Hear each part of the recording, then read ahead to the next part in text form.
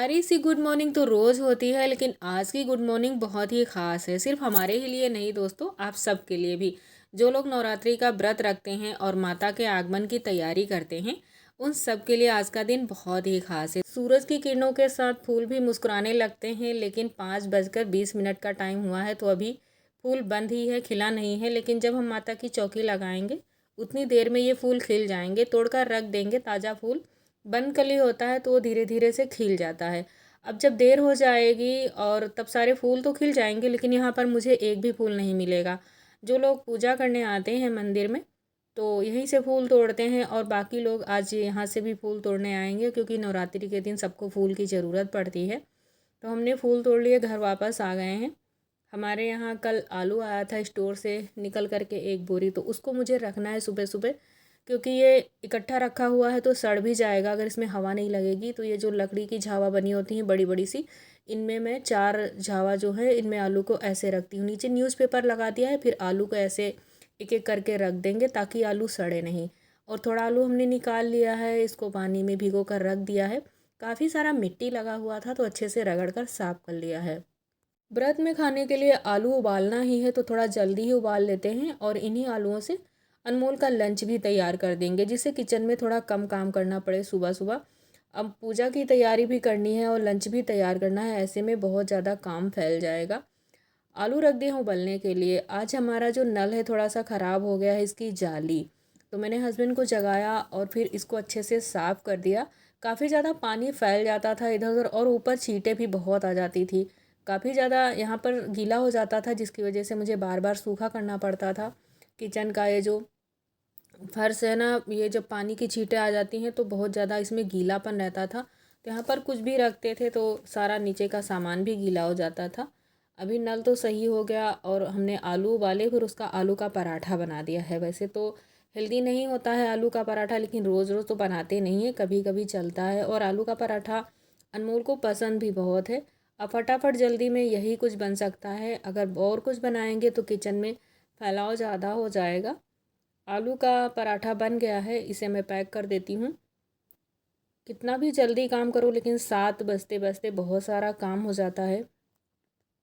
आलू का पराठा कितना ही चटपटा और स्वादिष्ट बने, खाया जाएगा टमाटो केचप के साथ ही। अब लंच पैक हो रहा है तो थोड़ा उसके साथ भी जाएगा। खुद से तैयार हो जाता है, मुझे तैयार नहीं करना पड़ता है, और अपना लंच भी रख लेता है।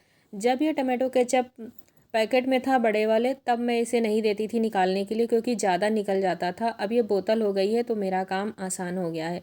इस तवे पर जब पराठा बनाते हैं तो गैस स्टोव नहीं गंदा होता है, लेकिन इसको साफ़ करने में ज़्यादा मेहनत लगती है। तो पहले मैंने तवे को साफ़ कर दिया, उसके बाद गीले कपड़े से गैस स्टोव को ऐसे साफ़ कर देंगे। कोई भी लिक्विड विम जेल या साबुन का इस्तेमाल नहीं करते हैं, सिर्फ गीला कपड़ा लिया है, उसी से साफ़ हो जाता है।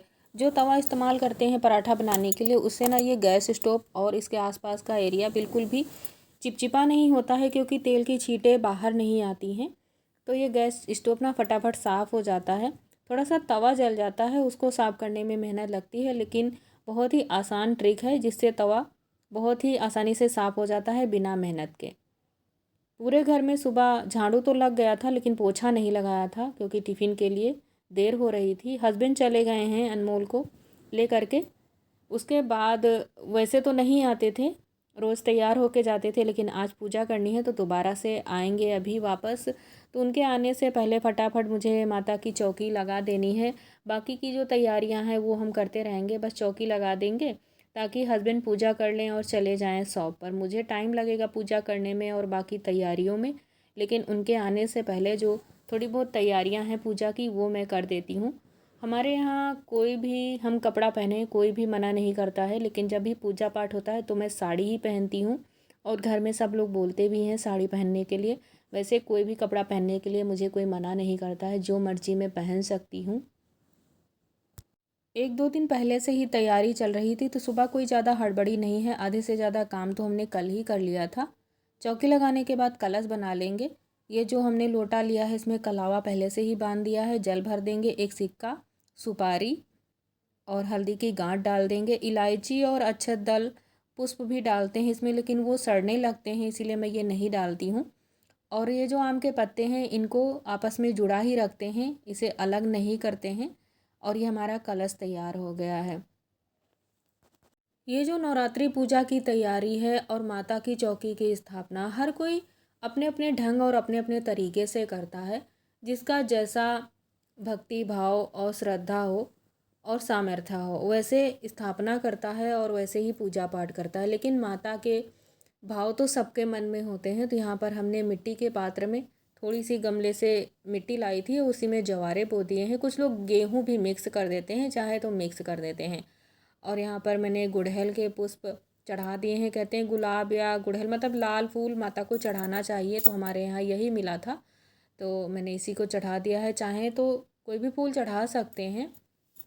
भाई पूजा में फूल होना थोड़ा शुभ माना जाता है और अच्छा लगता है। बिना फूलों के पूजा करते हैं तो कुछ सूना सूना सा लगता है। ज़्यादा फूल को तोड़ करके मैंने नहीं डाले हैं, साबुत ही फूल रखे हैं क्योंकि उठाने में आसानी रहती है। फिर शाम की आरती के टाइम ये फूल उठा लिए जाते हैं, मुरझा भी जाते हैं और चौकी की ज़्यादा सफाई नहीं करते हैं। जो भी यहाँ पर सामान रखा हुआ है एक बार स्थापना करने के बाद इसको हिलाते नहीं हैं, तो ज़्यादा फूल को बिखेरे ना, ताकि उठाने में आसानी रहे। और एक मैंने यहाँ पर डब्बा रख दिया है खाली, जो भी यहाँ पे फूल उठाते हैं और उसी में रखते जाते हैं। जवारे अच्छे से उगाएं तो उसमें जल थोड़ा सा रोज़ रोज़ ज़रूर डालें, जिससे जवारे जल्दी उगाते हैं। अगर मिट्टी सूखा रहेगा तो फिर जवारे नहीं उगेंगे।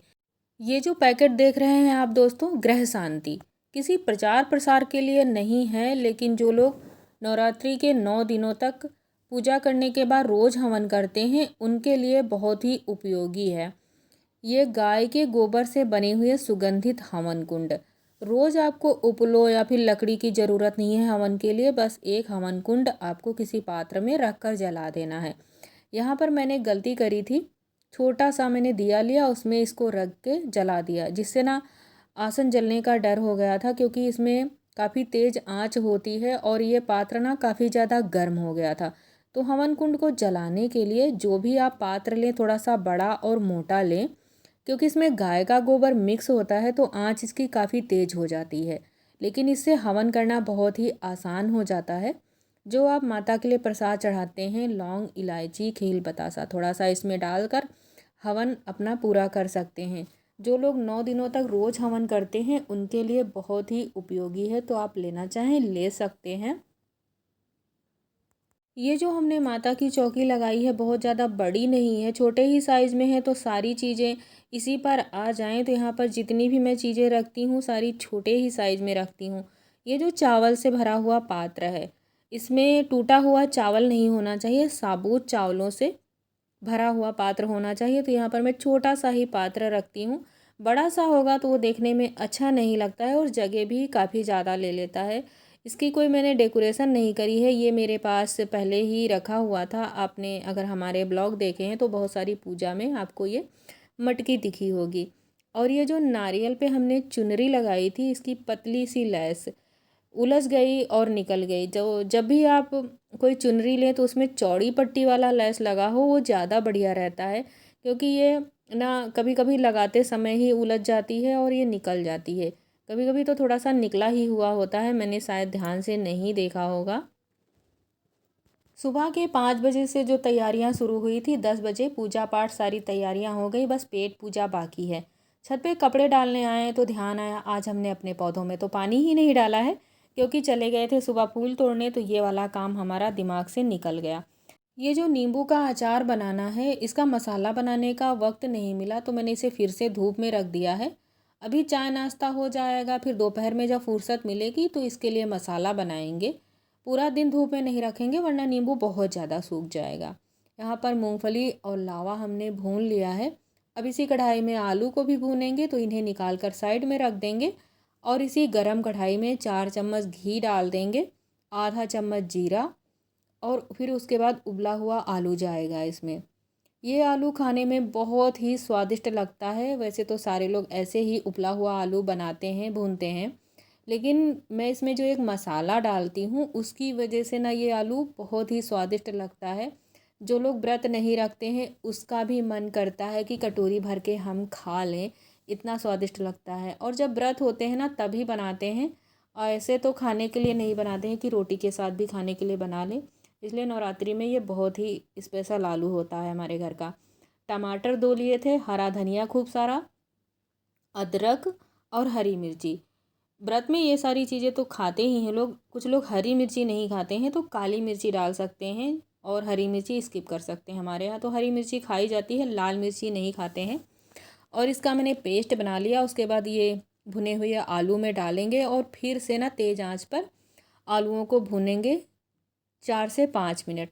ये जो नमक की रेसिपी मैंने आपसे शेयर करी थी, वही व्रत में खाने वाला नमक डाला है। इसमें काली मिर्च, भुना हुआ जीरा पहले से ही मिला हुआ था। तो ये आलू ना काफ़ी ज़्यादा स्वादिष्ट बनता है और जितना अच्छी तरीके से तेज़ आंच पर इसको भूनते हैं, कलर आप देख रहे हैं आलूओं का, जब थोड़ा थोड़ा सा कढ़ाई में लग जाता है तो ये आलू थोड़ा सा कुरकुरा हो जाता है और चाय के साथ में बहुत ही स्वादिष्ट लगता है। शाम की आरती के बाद हमने यहाँ दिवाली की एक लाइट लगा दी है, क्योंकि माता रानी को अंधेरे में नहीं रख सकते हैं और जो बड़ा बल्ब जलाते हैं तो कमरे में काफ़ी गर्मी हो जाती है और कीड़े भी आ जाते हैं। अखंड जोत हमने जलाई नहीं है तो यहाँ पर चौकी के पास अंधेरा रहता है, इसीलिए झालर लगा दी है। कुछ लोग अखंड जोत जलाते हैं, कुछ लोग नहीं जलाते हैं, अपनी श्रद्धा के अनुसार है। आप जला सकते हैं, उसकी केयर कर सकते हैं तो ज़रूर जलाइएगा।